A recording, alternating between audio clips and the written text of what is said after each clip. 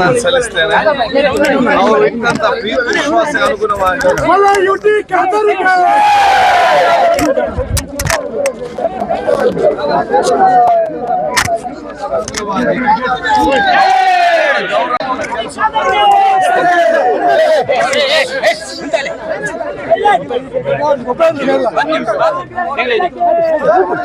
ಸತ್ಯ ಮತ್ತು ಅಸತ್ಯದ ಚುನಾವಣೆ.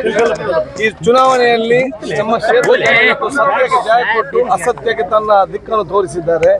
ಜ್ಞಾನ ಮತ್ತು ಅಜ್ಞಾನದ ಈ ಒಂದು ಚುನಾವಣೆಯಲ್ಲಿ ಜನಸಾಮಾನ್ಯರು ಜ್ಞಾನದ ಪ್ರಚಾರಕ್ಕೆ ಇವತ್ತು ಒತ್ತು ಕೊಟ್ಟು ಗೆಲ್ಲಿಸಿದ್ದಾರೆ ಅಂತ ಹೇಳಿ ಬಯಸ್ತೇನೆ. ರಾಜ್ಯದ ಒಟ್ಟು ಫಲಿತಾಂಶ ನೋಡಿದಾಗ ಏನಾಗುತ್ತೆ? ರಾಜ್ಯ ಒಟ್ಟು ಫಲಿತಾಂಶ ನೋಡುವಾಗ ಬಹುಶಃ ಜನಸಾಮಾನ್ಯರು ಬಿಜೆಪಿ ಸರ್ಕಾರ ದಬ್ಬಾಳಿಕೆ, ಅವರೊಂದು ಒತ್ತಡದ ರಾಜ್ಯ ಒಂದು ಆಡಳಿತ, ಬಹುಶಃ ಇವತ್ತು ಇರುವಂಥ ನಮ್ಮೆಲ್ಲ ಭ್ರಷ್ಟಾಚಾರ, ಅದೇ ಪ್ರೈಸ್ ರೈಸ್ ಮತ್ತು ಟ್ಯಾಕ್ಸ್ ಹಾಕುವಂಥದ್ದು, ಬಹುಶಃ ತಾರತಮ್ಯದ ದ್ವೇಷಪೂರಿತವಾದ ಸರ್ಕಾರ ಬಹುಶಃ ಇವತ್ತು ಆ ಒಂದು ಒತ್ತಡದಲ್ಲಿದ್ದು ಅದನ್ನೆಲ್ಲವೂ ಕೂಡ ಮತದ ಮೂಲಕ ಹೊರಗೆ ಹಾಕಿ ಬಿಜೆಪಿಯ ಸ್ಥಾನವನ್ನು ತೋರಿಸಿದ್ದಾರೆ.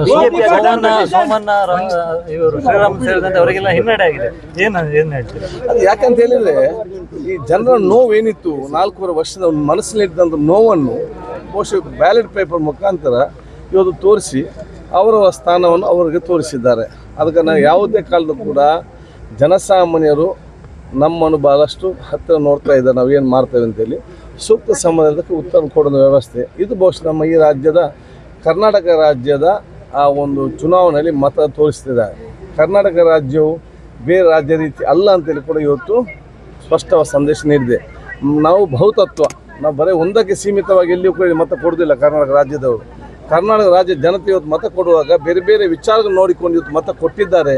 ಬಹುಶಃ ಬೇರೆ ರಾಜ್ಯದಾಗೆ ಒಂದೇ ತತ್ವ ಇಟ್ಕೊಂಡು ಅಥವಾ ಒಂದೇ ವಿಚಾರ ಇಟ್ಕೊಂಡು ಅಥವಾ ಒಂದೇ ಒಂದು ಯೋಜನೆ ಅಜೆಂಡಾ ಇಟ್ಕೊಂಡು ಬಹುಶಃ ಇಲ್ಲಿ ಕೂಡ ಮತ ಇಲ್ಲ. ಕಾಂಗ್ರೆಸ್ ಬಹು ಎಜೆಂಡಾದ ಬಹುತತ್ವದ ಮತದಾರ ಆಗಿದ್ದಾರೆ ಮತ್ತು ಪ್ರಬುದ್ಧ ಮತ ಆಗಿದೆ.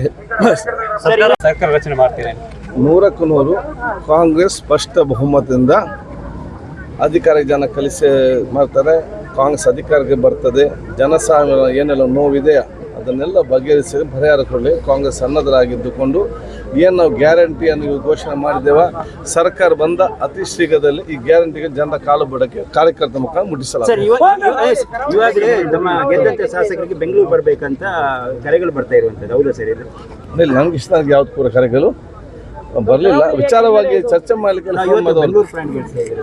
ಪ್ಲಾನ್ ಮಾಡಲಿಲ್ಲ. ನಾನು ಫಸ್ಟ್ ನನ್ನ ಕ್ಷೇತ್ರದ ಕಾರ್ಯಕರ್ತರಿಗೆ ನನ್ನ ನಮನ ಸಲ್ಲಿಸಿಕೊಂಡು ಅವ್ರನ್ನ ಕತೆಗೆ ನಾನು ಸಲ್ಲಿಸಿಕೊಂಡು ನಮ್ಮ ಎಲ್ಲ ಧಾರ್ಮಿಕ ಅದು ದರ್ಗೆಯಲ್ಲಿ, ಚರ್ಚಲ್ಲಿ, ದೇವಸ್ಥಾನದಲ್ಲಿ ಇಲ್ಲಿ ಎಲ್ಲ ಧಾರ್ಮಿಕ ಮುಖಂಡರಿಗೆ ನನ್ನ ಧನ್ಯವಾದನು. ನನ್ನ ಊರ ಎಲ್ಲ ಹಿರಿಯರಿಗೆ ಅವರ ಆಶೀರ್ವಾದ ಬೇಡಿಕೊಂಡು ನಮ್ಮ ಕಾರ್ಯಕರ್ತರು ಮತ್ತು ಮತದಾರರಿಗೆ ನನ್ನ ಸಲ್ಲಿಸಿಕೊಂಡು ನಂತರ ನಾನು ನನ್ನ ಊರನ್ನು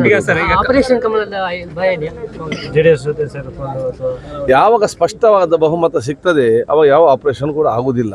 ಅದು 2013 to 2018 ಕೂಡ ಆಗಲಿಲ್ಲ. 99 2005 ತನಕ ಕೂಡ 4 ತನಕ ಕೂಡ ಆಗಲಿಲ್ಲ. ಯಾವಾಗ ಜನಸಾಮಾನ್ಯರು ಸ್ಪಷ್ಟವಾದ ಬಹುಮತ ಕೊಡೋದಿಲ್ಲ ಆವಾಗ ಈ ಆಪರೇಷನ್ ಅದಕ್ಕೆಂದು ಇರುವಂಥದ್ದು.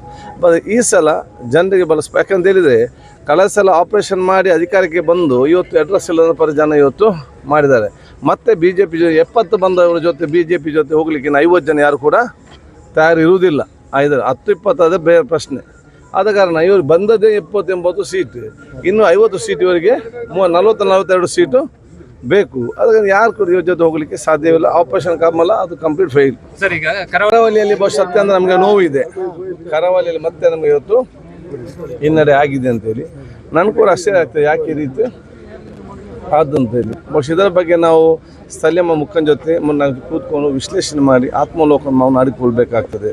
ಸತತವಾಗಿ 2ನೇ ಸಲವೂ ಕೂಡ ಯಾಕೆ ನಮ್ಗೆ ಈ ರೀತಿ ಆಗಿದೆ ಅಂತೇಳಿ ಏನು ಇವತ್ತು ಲೋಪದೋಷ ಸಮಸ್ಯೆ ಇದೆಯಾ ಮುಂದೆ ಅದೆಲ್ಲ ಸರಿಪಡಿಸಲಾಗುವುದು.